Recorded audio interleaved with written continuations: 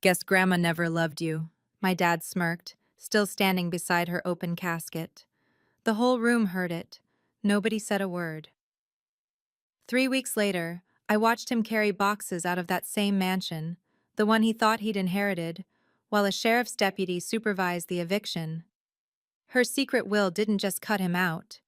It took back everything he'd stolen for 20 years and left him with nothing but a storage unit and a restraining order. But I'm getting ahead of myself. My name is Paige Lennox. I'm 28 years old, a third-grade teacher who couldn't afford a new dress for her grandmother's funeral. The day they read the will, my family laughed at me. They called me worthless. They told me Grandma had forgotten I existed. They had no idea what she'd been planning. If you're watching this, please subscribe and let me know where you are watching from. Let me take you back to where this story really begins. My apartment. It's a one-bedroom place in the suburbs of Boston. Nothing fancy. IKEA furniture. I assembled myself, a few potted plants on the windowsill that I talked to more than I probably should, and stacks of children's books on my coffee table because I'm an elementary school teacher. Third grade, 23 kids who think I hung the moon. And honestly, they're the best part of my life. The morning of Grandma's funeral, I stood in front of my closet trying to find something appropriate to wear.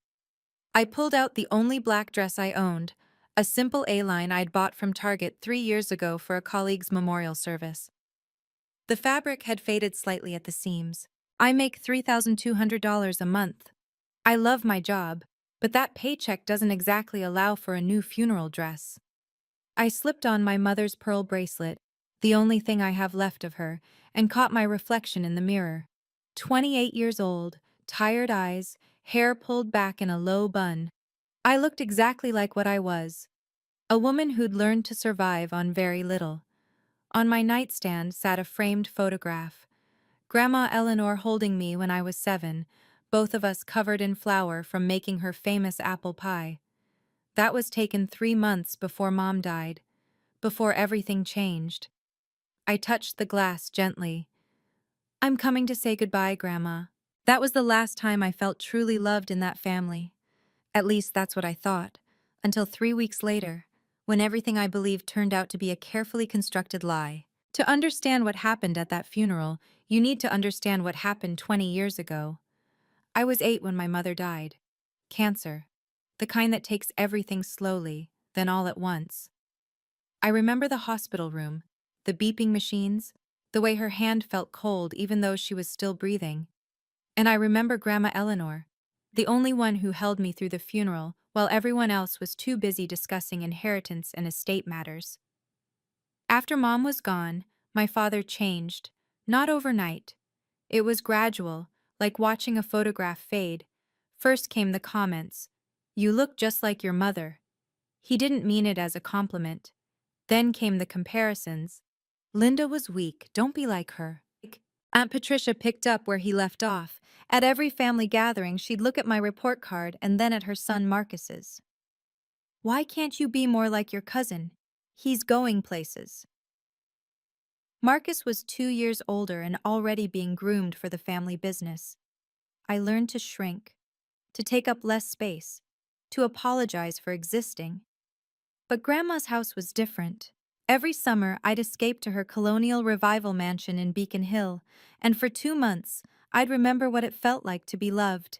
She taught me to bake, to knead dough until my arms ached, to measure vanilla extract by smell rather than by spoon. "Everything I have for you is safe, Paige," she told me once when I was 15. "Always remember that." I didn't understand what she meant then. I thought she was just being poetic. I was wrong. I was so wrong. When I turned 18, I made the decision that would define the next decade of my life. I chose education. My father's reaction was immediate and brutal. "A teacher? That's your plan? That's a career for people without ambition." He refused to help with tuition, said if I wanted to waste my potential, I could waste my own money doing it. So I did. I worked 2 jobs through college, barista mornings, restaurant server nights.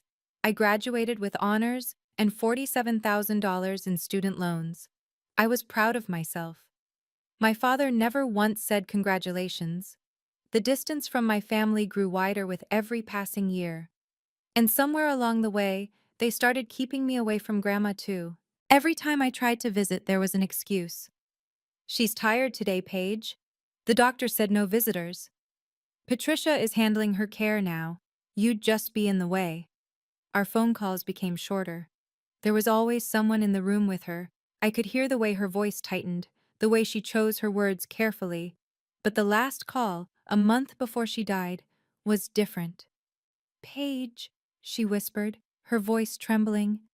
"I love you. Don't ever forget that. I love you too, Grandma. No matter what happens, no matter what they tell you, remember." Her voice cut off. I heard Patricia's voice in the background. "Mother, you need to rest." The line went dead. I replayed that conversation 1,000 times afterward. I didn't understand what she was trying to tell me. Not until Harold Webb showed up at my door with an envelope sealed in red wax, and I realized they hadn't just been keeping me away from Grandma. They'd been keeping her away from me. The day of Grandma's funeral, I took the bus to Beacon Hill. I couldn't afford a cab, and I definitely couldn't afford to rent a car. So, I sat on the number 43 bus in my faded Target dress, watching the neighborhoods get progressively nicer through the window. By the time we reached Grandma's street, the houses had ballooned into mansions. The cars parked along the curbs were all German engineering and leather interiors. I stepped off at the corner and walked the last 2 blocks. The driveway of the Lennox estate was already full. A black Mercedes S-Class, a silver BMW 7 Series, and was that a Porsche Cayenne? Patricia's husband David must have upgraded again. The house itself was exactly as I remembered, a 3-story colonial revival with white columns and perfectly manicured hedges.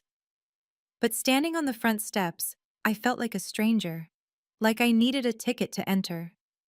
I smoothed my dress, touched my mother's pearl bracelet for courage, and walked through the front door.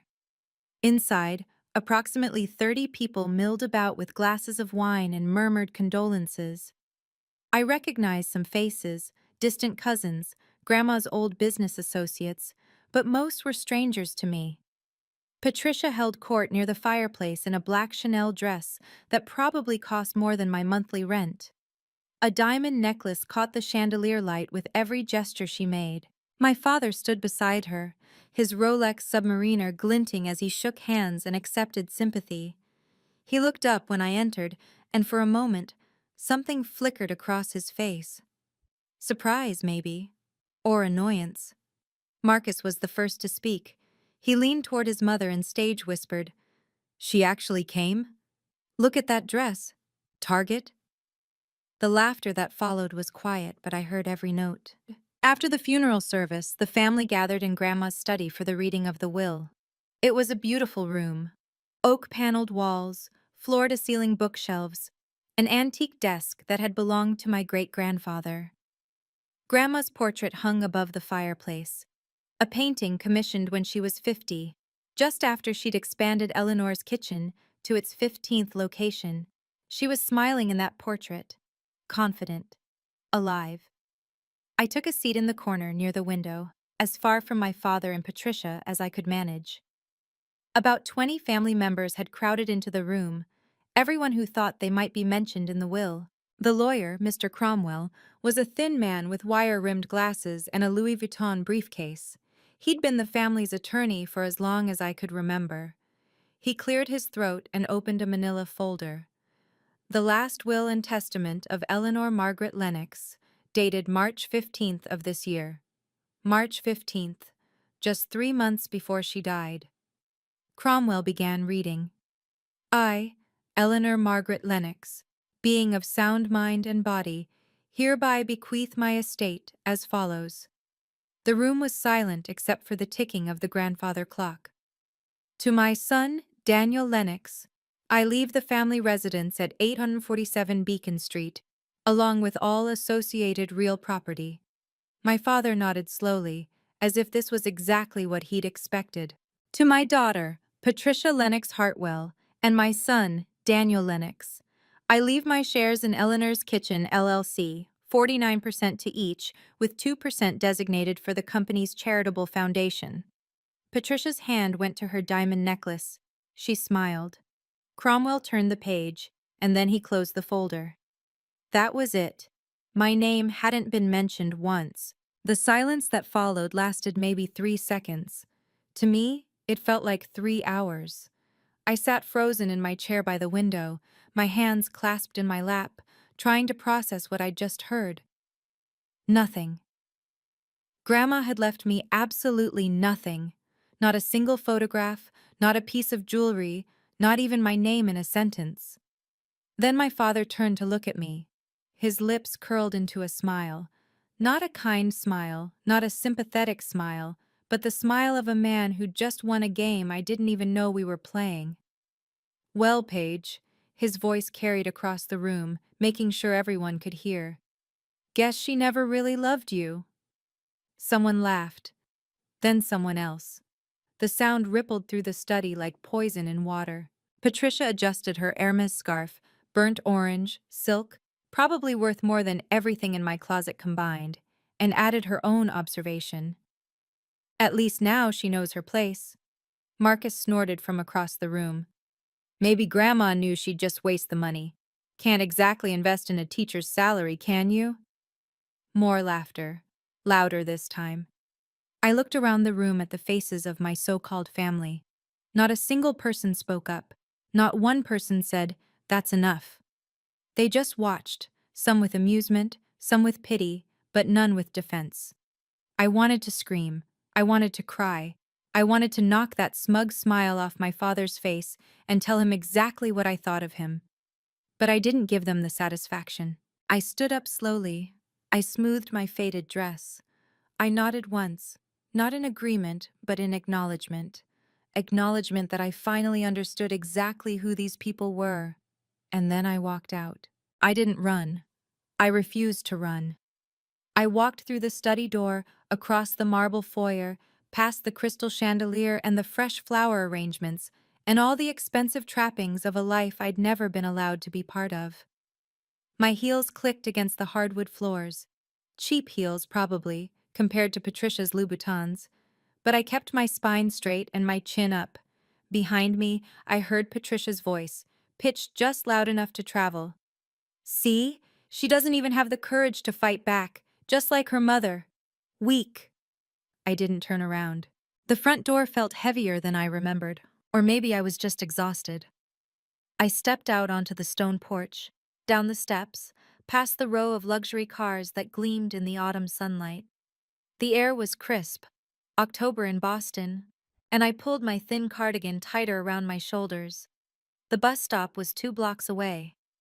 I had 16 minutes until the next number 43.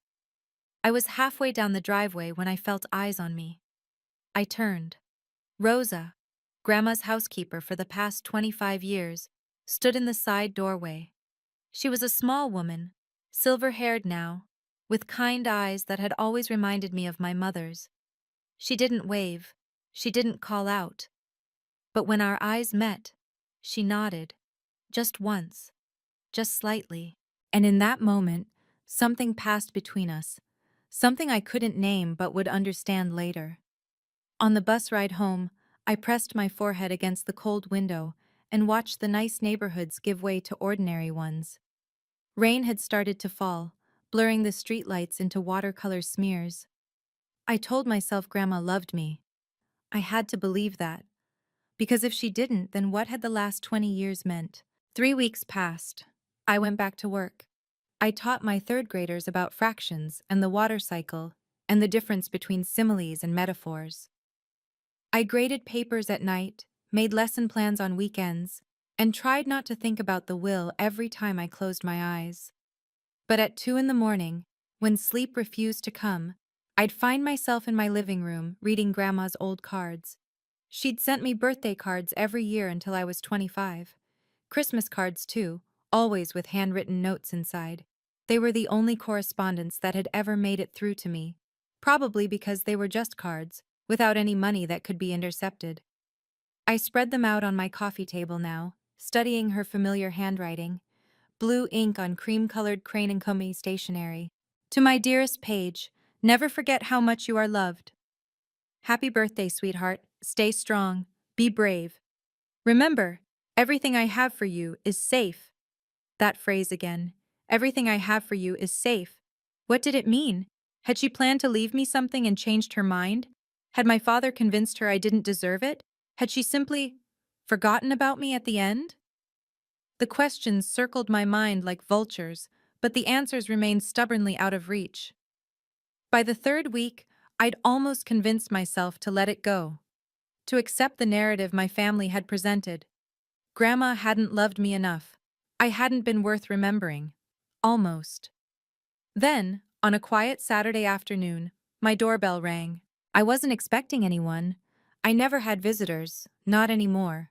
I wiped my hands on my jeans, walked to the door, and opened it. The man standing on my doorstep was about to change everything I thought I knew. He was tall, maybe 65 or 70, with silver hair combed neatly back and the kind of posture that suggested decades of courtroom experience.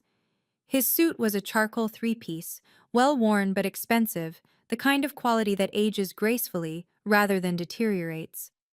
He carried an old leather briefcase that looked like it had traveled to 1,000 depositions. "Miss Paige Lennox?" His voice was calm, measured, professional. "Yes? My name is Harold Webb. I was your grandmother's personal attorney for the past 30 years. I blinked. "But the family lawyer is Mr. Cromwell. He read the will at the funeral." Harold Webb smiled slightly, the kind of smile that held secrets.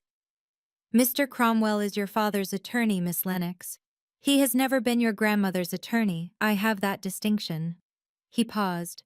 "May I come in? I have something to deliver to you, and I think you'll want to be sitting down when you see it." My heart began to hammer against my ribs. I stepped aside and let him enter. My apartment must have looked impossibly small compared to wherever a lawyer like him usually conducted business, but if he noticed the IKEA bookshelf or the second-hand couch, he didn't show it. He simply sat in the armchair I offered and placed his briefcase on the coffee table. From inside, he withdrew an envelope. It was thick, sealed with red wax pressed into an ornate L, the Lennox family crest. And on the front, in Grandma's unmistakable blue handwriting, "For Paige, to be opened only in the presence of Mr. Webb." "Your grandmother gave me very specific instructions," Harold Webb said quietly. "She knew exactly what would happen after she died, and she spent the last year of her life making sure you would learn the truth." My hands were shaking as I took the envelope. The red wax seal was cold under my fingertips, and I had to press hard to break it. Inside was a document, thick with legal language. But even through the legalese, certain phrases jumped out at me like flares in the darkness. "Last will and testament of Eleanor Margaret Lennox, executed January 15th. January 15th, 2 months before the will that Cromwell had read."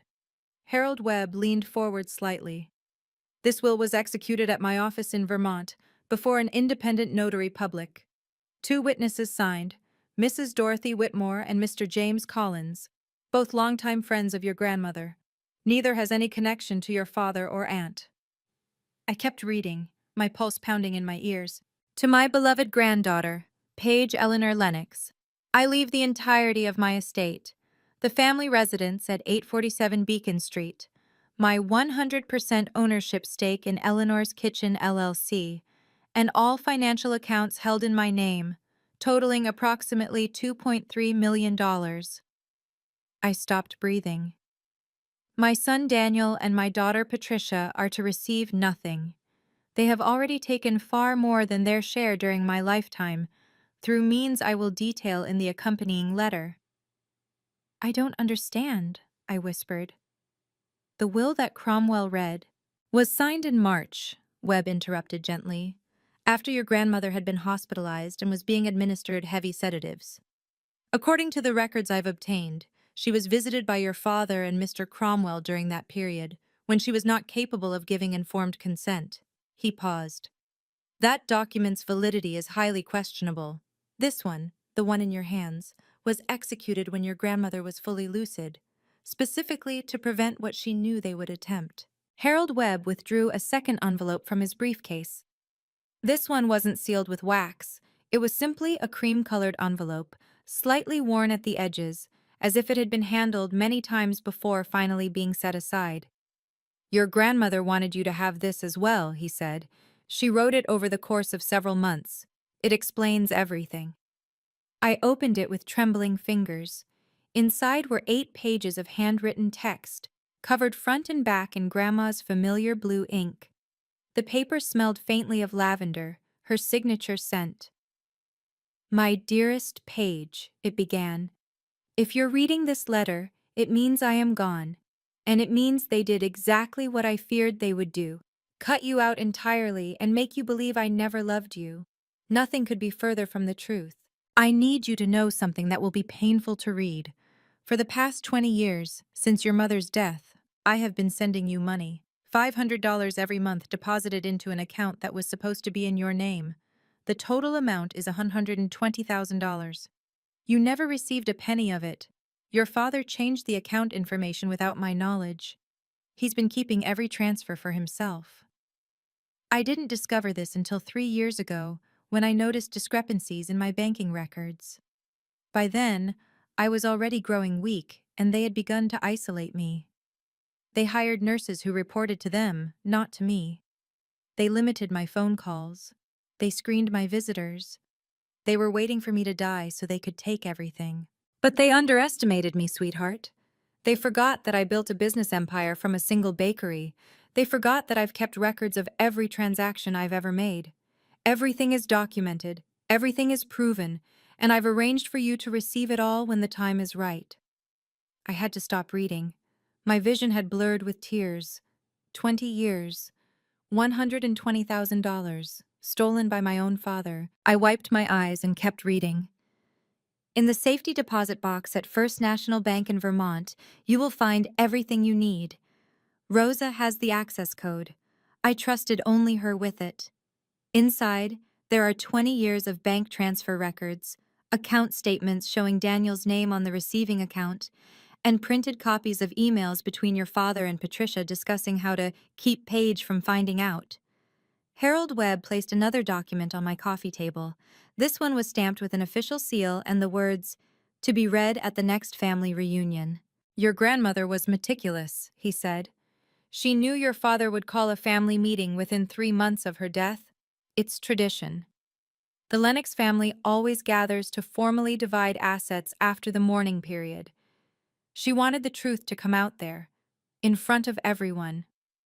I opened the document. Inside was a precisely organized summary. Transaction dates, account numbers, email timestamps, witness statements, everything numbered, everything notarized. "She planned this," I said, more to myself than to Webb. "For nearly 3 years, yes. Your grandmother was dying slowly, Miss Lennox. She knew she couldn't confront your father directly. He controlled too much of her daily life by the end. The doctors, the nurses, even her phone. But she could prepare. She could document. And she could make sure that when the moment came, you would have everything you need to reclaim what was always yours."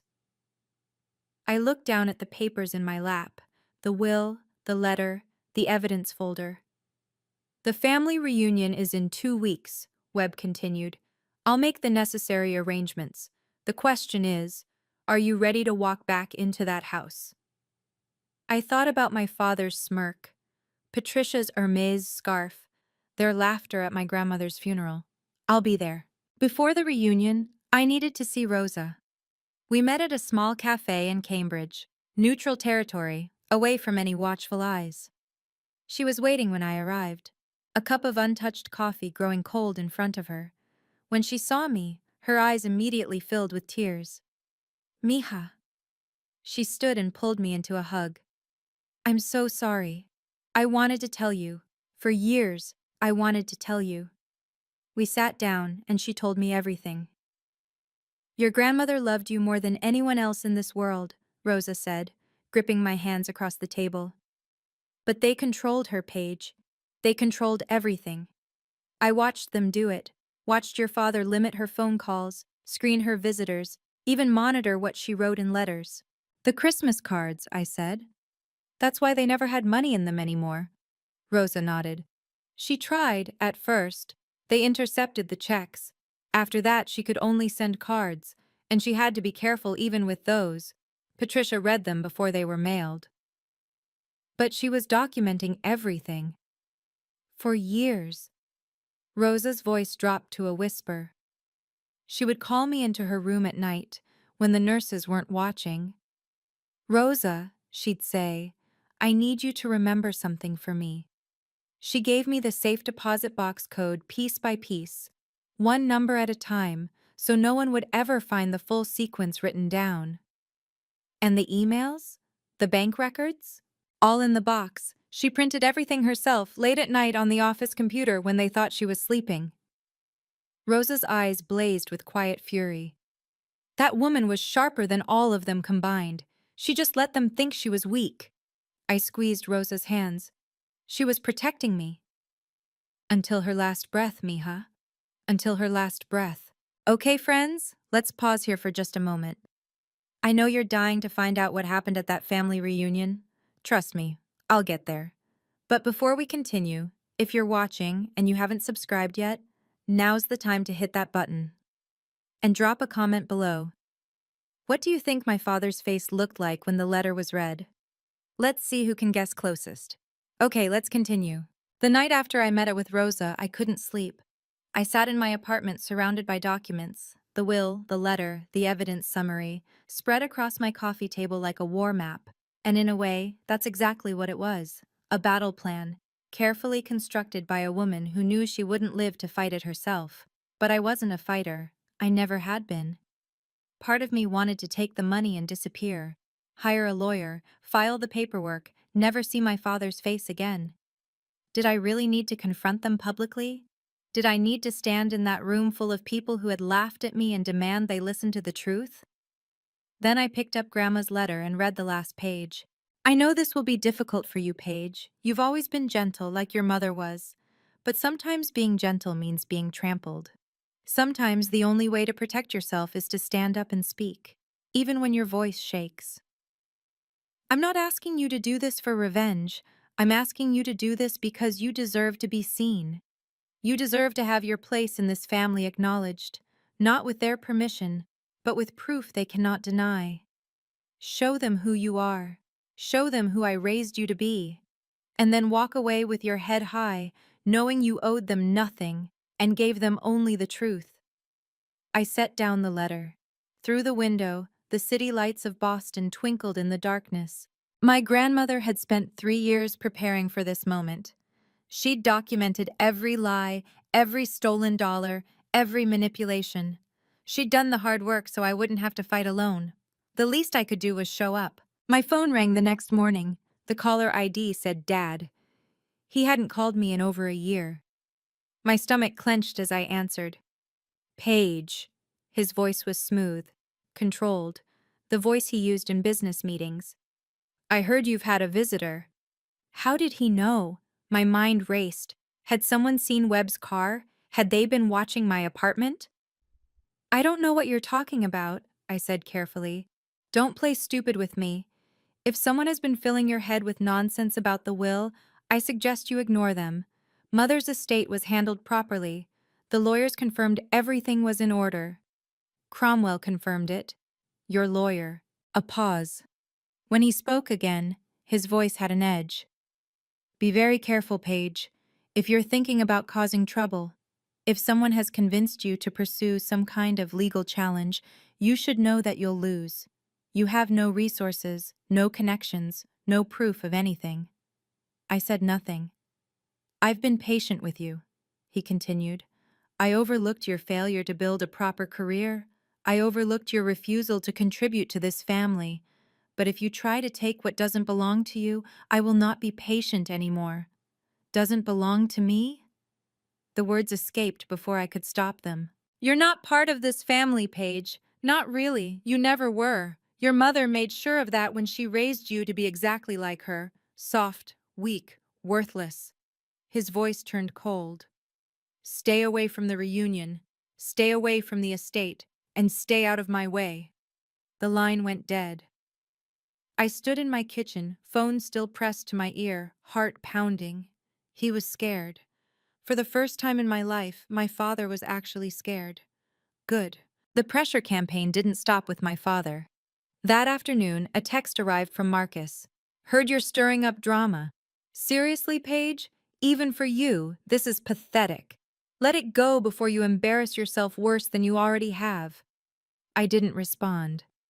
The next morning, an email from Patricia, 3 paragraphs of saccharine concern wrapped around a veiled threat. Dearest Paige, I know you've been struggling since Mother passed. Grief does strange things to us all. I've heard that someone may have approached you with claims about the estate. Please be careful, sweetheart. There are people out there who prey on the vulnerable, convincing them they're owed something they're not. These lawyers are often scam artists looking to exploit family tragedies. I'd hate to see you get hurt, financially or otherwise. Perhaps it would be best if you sat out the reunion this year. We all need time to heal, and I think some distance would be healthy for everyone. Love always, Aunt Patricia. I read it twice, marveling at the audacity. She'd called me vulnerable, called Harold Webb, a 30-year professional with an impeccable reputation, a potential scam artist, and then politely told me to stay away. They were circling the wagons. That meant they knew something was coming. I closed my laptop and texted Harold Webb. I'll be at the reunion. They're trying to scare me off. His response came within minutes. Good. Your grandmother expected this. She told me once, when they start threatening, it means you're close to the truth. I'll have everything prepared. The witnesses have confirmed their attendance. I set down my phone and looked at the photograph of Grandma on my nightstand. I'm not backing down, I told her. I promise. 3 days before the reunion, Harold Webb and I drove to Vermont. First National Bank was a stately brick building on a quiet street in Montpelier, the kind of institution that had been serving old New England families for generations. Webb handled the paperwork while I provided identification, and within 30 minutes, we were escorted to the vault. The safe deposit box was larger than I'd expected, about the size of a shoebox. When the bank attendant left us alone in the private viewing room, Webb handed me a slip of paper. Rosa gave me the code this morning, 6 digits. Your grandmother chose numbers that meant something. Her wedding anniversary, your mother's birthday. My hands trembled as I entered the combination. The lock clicked open. Inside was a lacquered wooden box, dark cherry with brass hinges. I lifted the lid. 20 years of evidence stared back at me. A leather-bound ledger, handwritten, every monthly transfer documented, dates and amounts, from 2003 to 2023. Bank statements with Daniel Lennox's name highlighted as the account recipient. Printed emails, dozens of them. I picked up one at random. Patricia to Daniel, August 2018. Don't worry, Dad changed the account information years ago. She never gets any of it. The girl will never know. Another email, March of this year. Daniel to Cromwell. Have the new will ready for signature. Mother's been sedated for the procedure. No need for an outside notary. We'll handle it privately. Webb photographed everything methodically. Originals stay here for now. We'll bring certified copies to the reunion. But this... He held up the email about the sedation. This could be grounds for fraud charges if they push back. I looked at the evidence that my grandmother had spent 3 years secretly compiling. She'd built me an arsenal. The day before the reunion, Webb and I met at his office in Boston to finalize our approach. His office was modest but dignified, walls lined with law books, a worn leather chair, photographs with clients spanning decades. One photo caught my eye. A younger Webb standing with Grandma outside the original Eleanor's Kitchen bakery, both of them smiling. She was the toughest client I ever had, Webb said, noticing my gaze. And the kindest. She knew exactly what she wanted, and she made sure I understood. Everything was for you. We reviewed the plan. The reunion was scheduled for 2 o'clock at the Beacon Hill estate, the traditional time for the family to formally discuss asset distribution.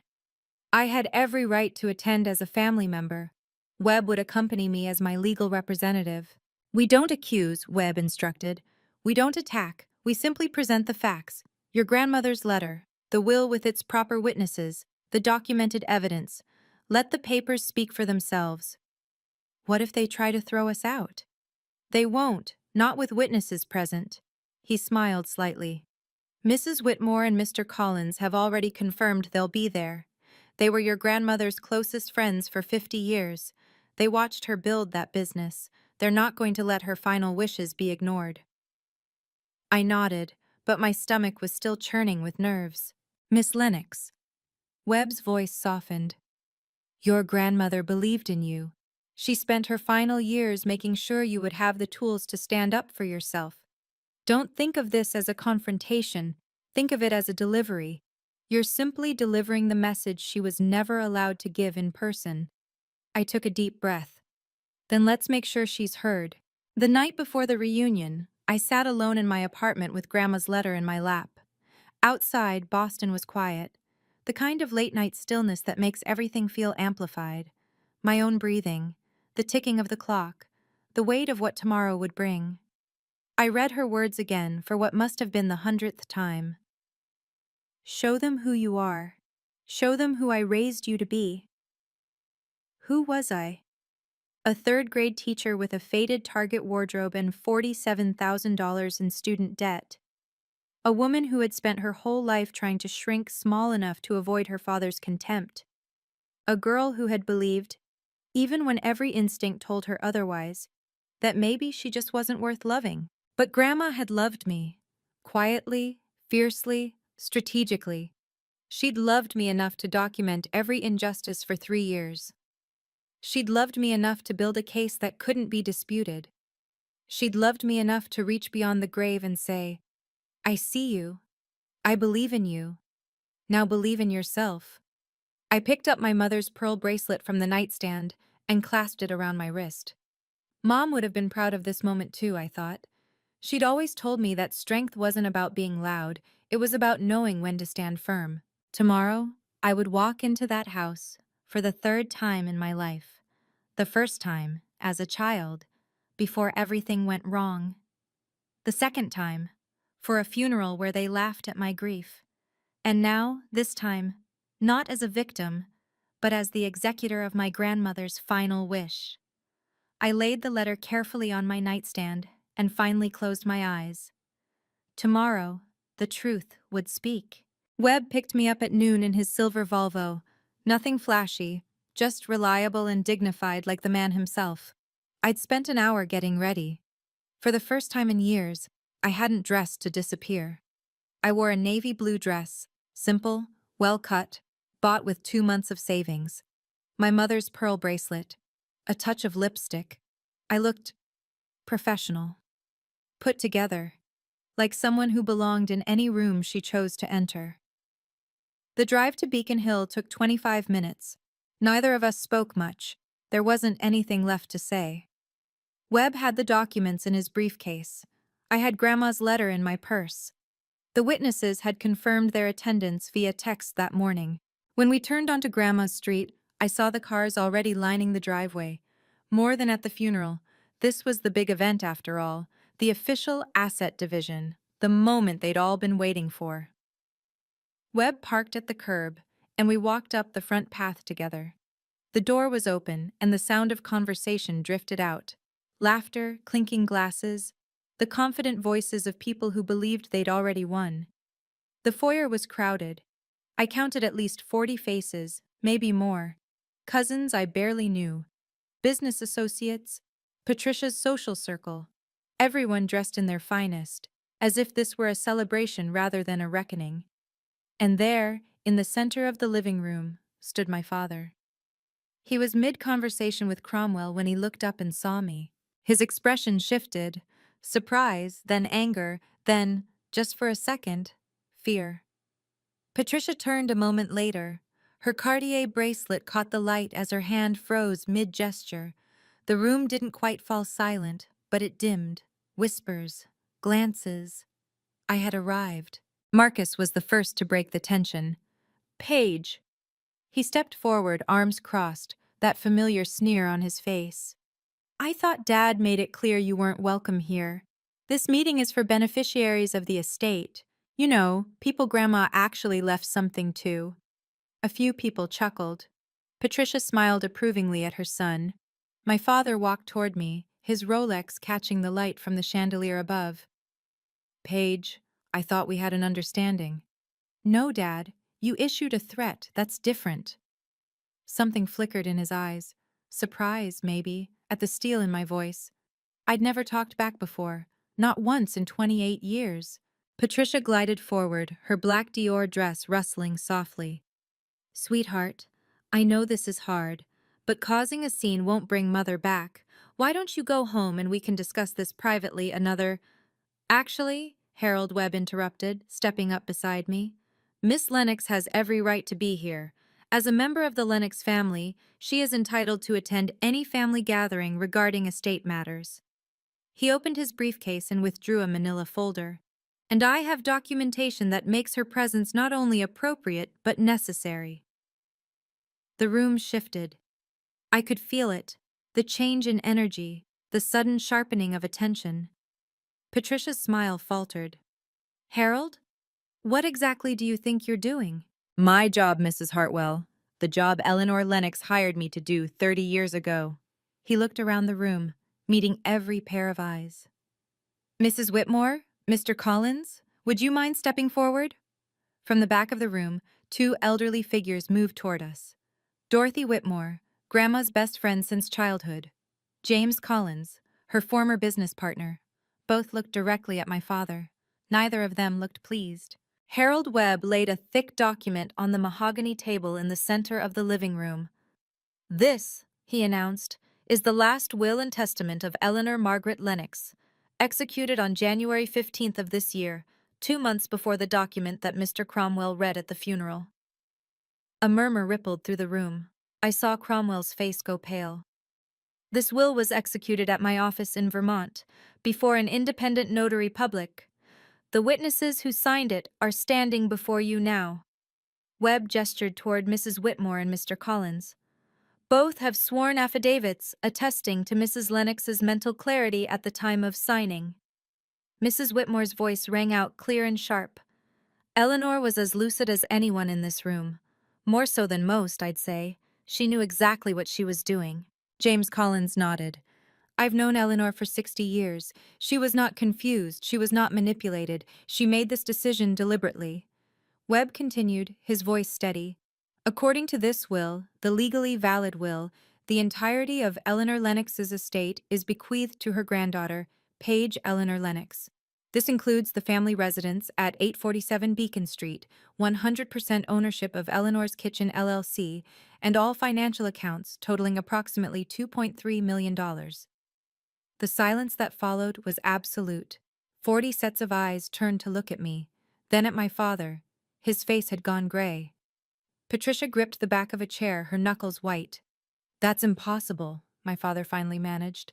The will Cromwell read was signed in March, Webb cut in, under circumstances that are, at best, legally questionable. We have documentation suggesting Mrs. Lennox was not capable of informed consent at the time of that signing.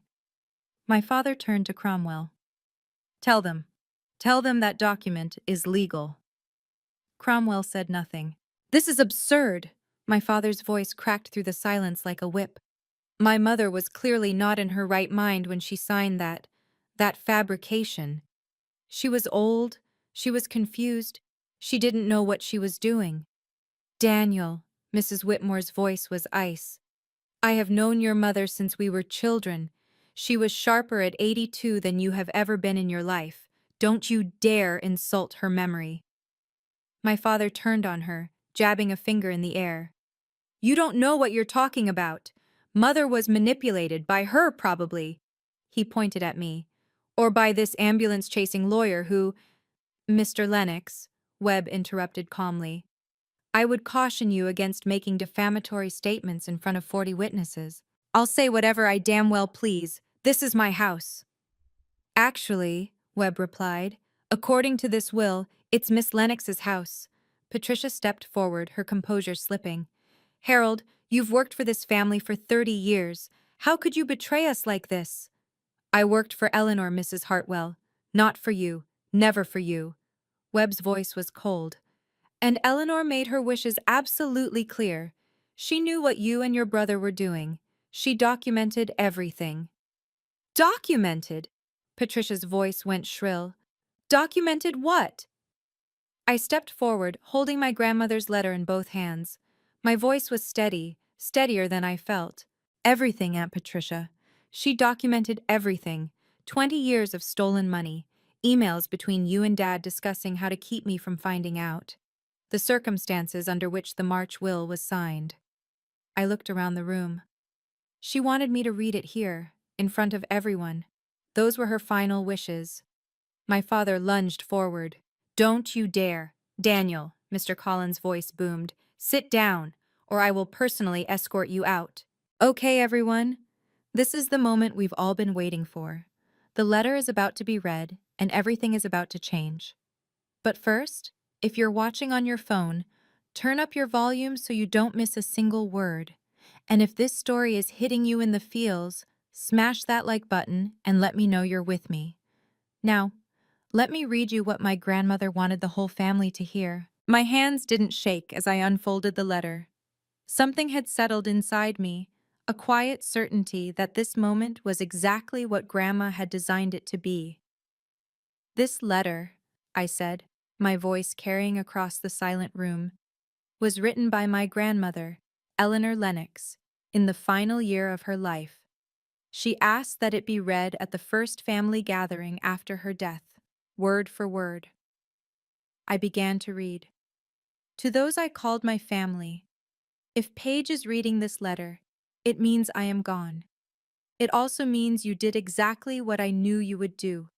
You cut her out of my will and told her I never loved her. Let me be absolutely clear. I loved Paige more than anyone else in this family. She was the only one who visited me because she wanted to, not because she wanted something. She was the only one who reminded me of why I built my business in the first place, to create something with love, not greed. I paused, letting the words settle. Patricia had gone white. Daniel's jaw was clenched so tight I could see the muscle jumping. For the past 20 years, I continued reading, I sent Paige $500 every month. That money was supposed to go into an account in her name, an account I set up when she turned 8, after her mother died, and I saw how Daniel had begun to treat her. She never received a single dollar. My son, her father, changed the account information and kept every transfer for himself. The total amount stolen was $120,000. Gasps rippled through the room. Heads turned toward my father, who stood rigid, his face an unhealthy shade of red. That's a lie, he hissed. Mother was confused. Let her finish, Mrs. Whitmore commanded. I kept reading. I have documentation of every transfer, bank statements, account records, and emails. Oh, the emails. Patricia was never as careful as she thought she was. On August 3, 2018, Patricia sent Daniel an email that read, and I quote, "Don't worry, Dad changed the account information years ago. She never gets any of it. The girl will never know." I pulled a printed page from between the letter's folds and held it up. This is that email, metadata verified, timestamp confirmed. Harold Webb was already moving through the crowd, distributing copies.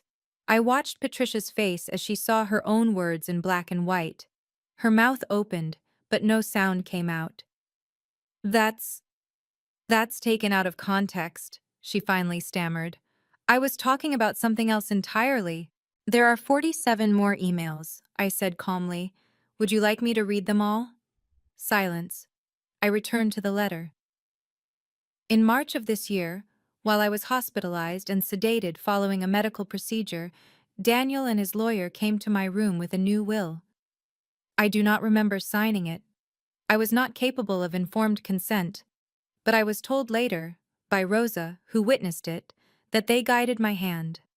I have included Rosa's sworn affidavit in the evidence folder. I have also included the hospital records showing the medications I was given that day. The room had become a tableau of frozen expressions. I saw cousins I barely knew exchanging horrified glances, saw business associates stepping subtly away from my father, saw Cromwell edging toward the door. "So that's what you did, Daniel," I read, my grandmother's words filling the room. "You stole from your own daughter. You isolated your dying mother. You forged her final wishes. And you thought you'd gotten away with it. The dam broke." Daniel exploded forward, his composure shattering completely. "This is a conspiracy. She manipulated Mother, she and that housekeeper. They planned this whole thing to steal what rightfully belongs to me." "Rightfully belongs to you?" Mrs. Whitmore's voice cracked like a slap. "Eleanor built that business with her own 2 hands, Daniel. You've never worked a day in your life for anything except your own comfort. Don't you lecture me, you old—" "Careful." Mr. Collins stepped forward, his considerable frame blocking Daniel's path. "Very careful, Danny. There are witnesses here. Lots of them." Patricia grabbed her brother's arm. "Daniel, stop. You're making this worse." "Worse? She's trying to take everything." He whirled toward me, his face contorted with rage.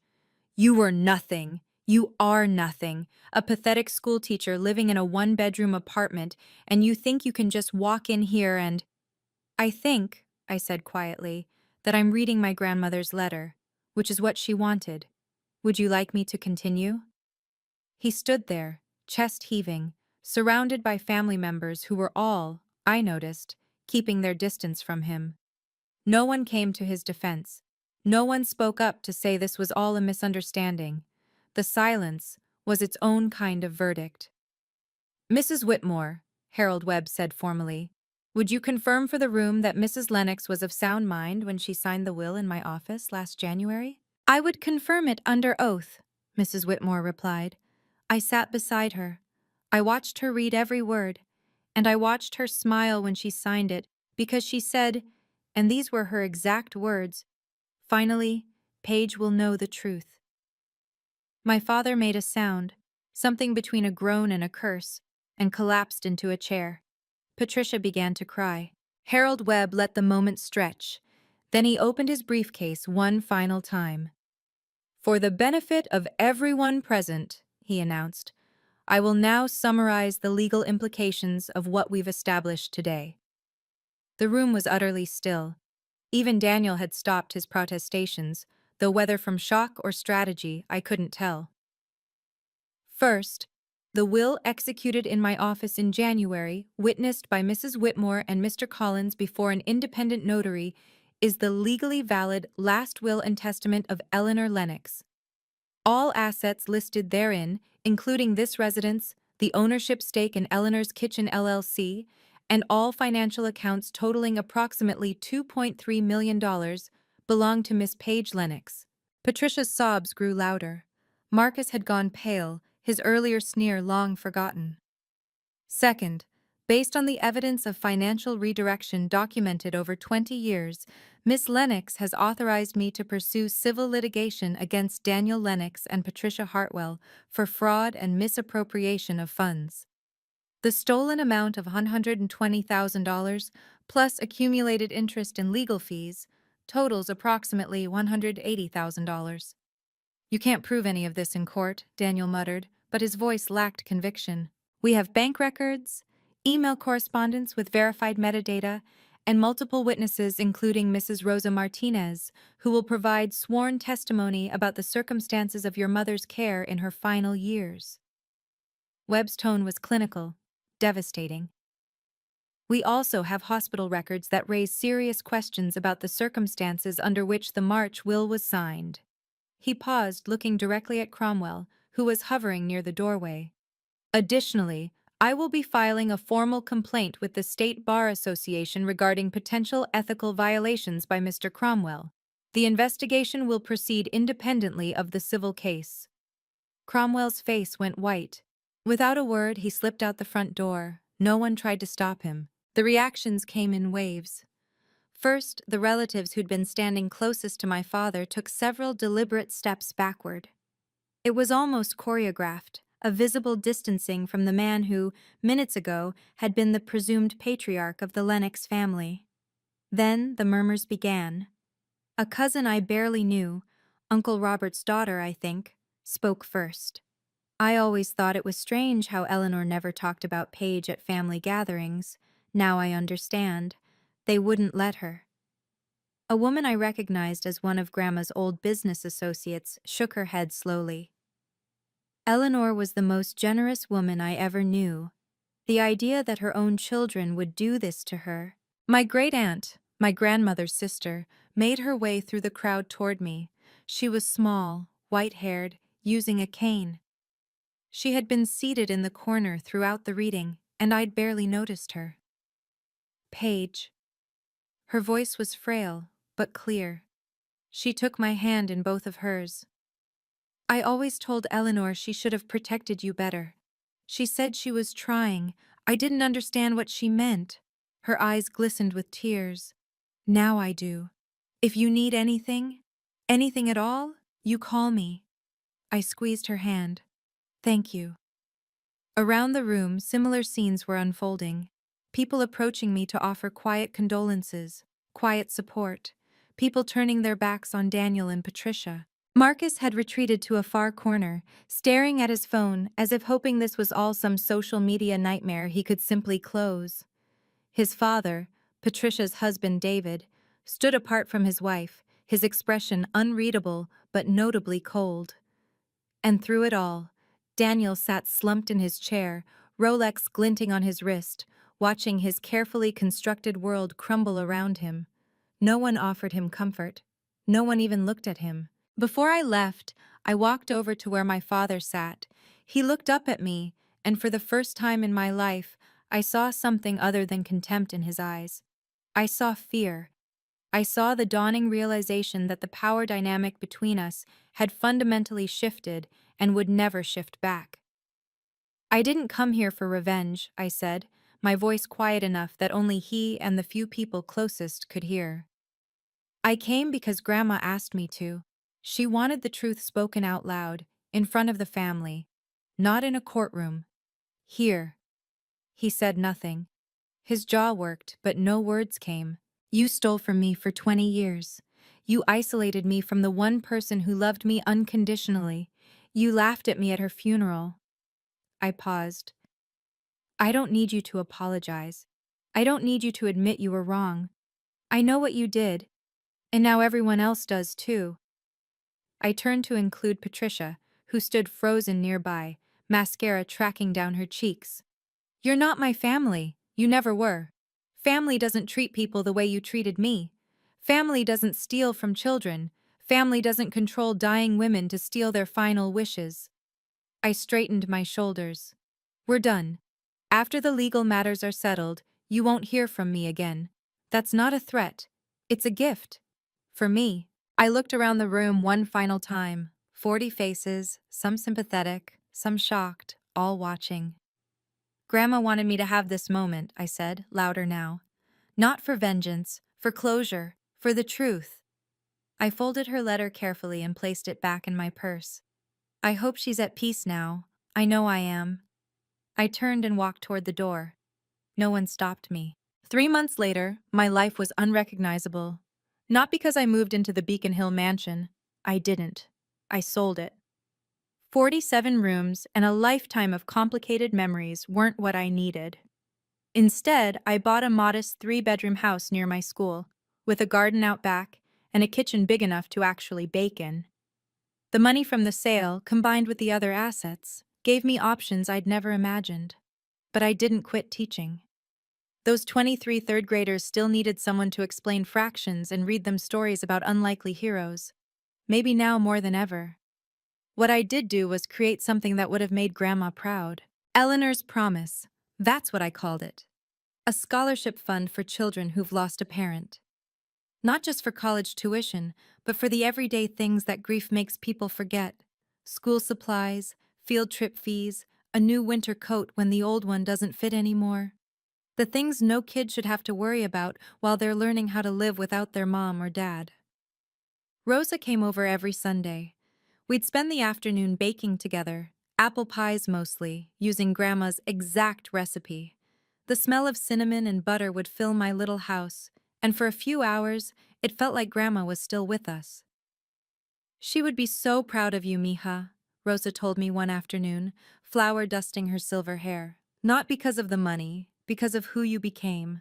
I looked around my kitchen, in my house, and thought about the girl who'd stood in her Target dress at that funeral, trying not to cry.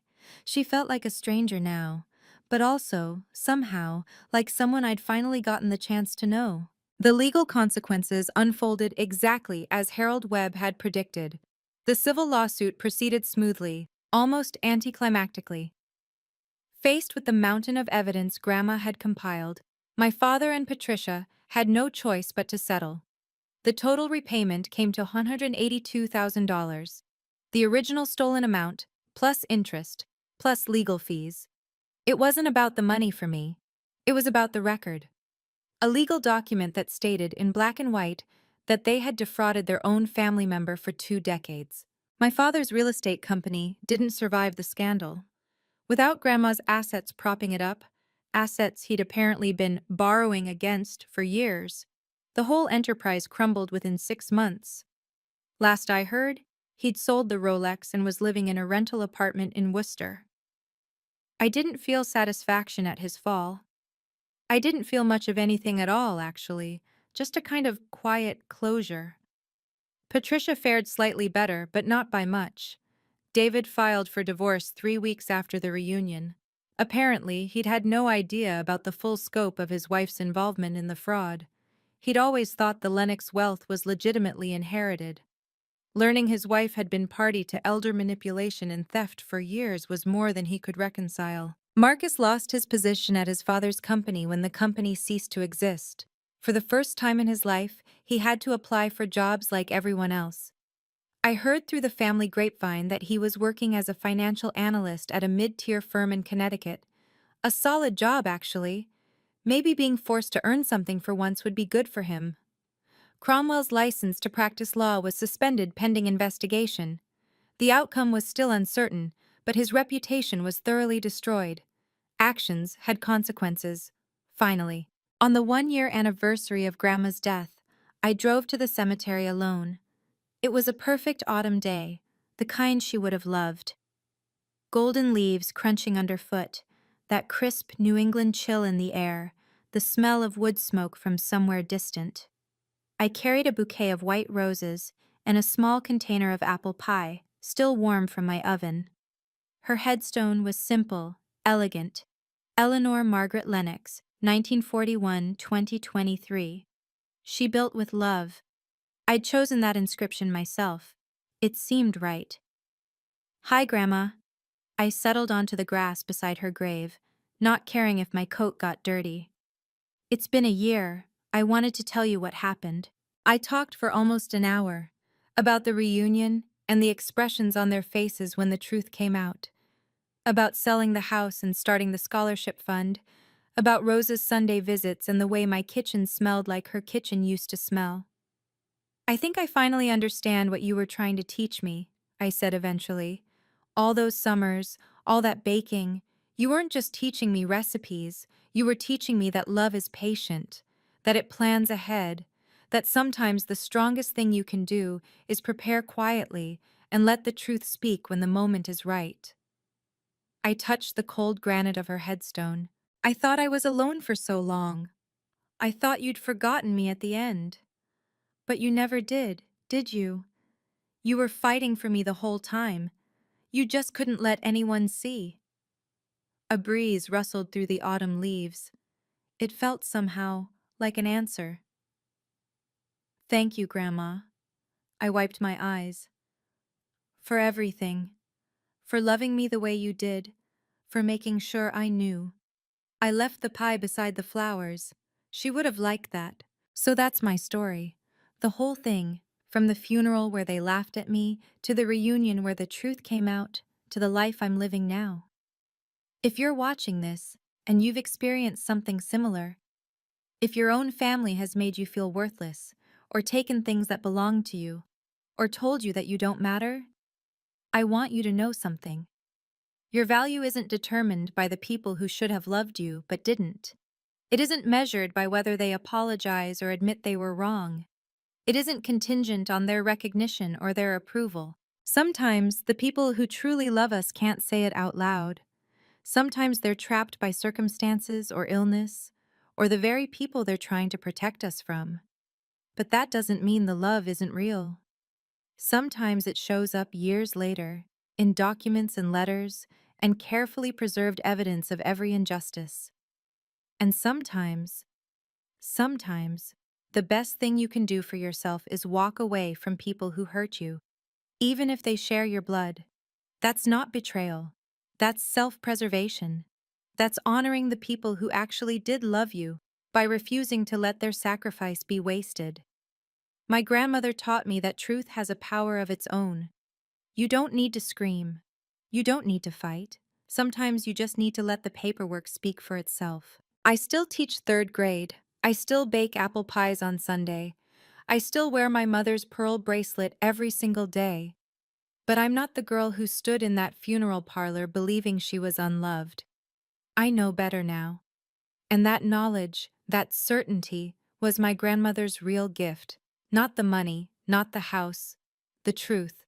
I hope you find yours too. Thank you so much for listening to my story. If it resonated with you, I'd love it if you'd share it with someone who needs to hear that they're not alone.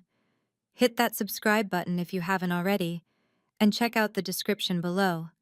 There are more stories like mine waiting for you. Take care of yourselves, okay? Set those boundaries. Know your worth. And remember, the truth has a way of coming out eventually. See you in the next one.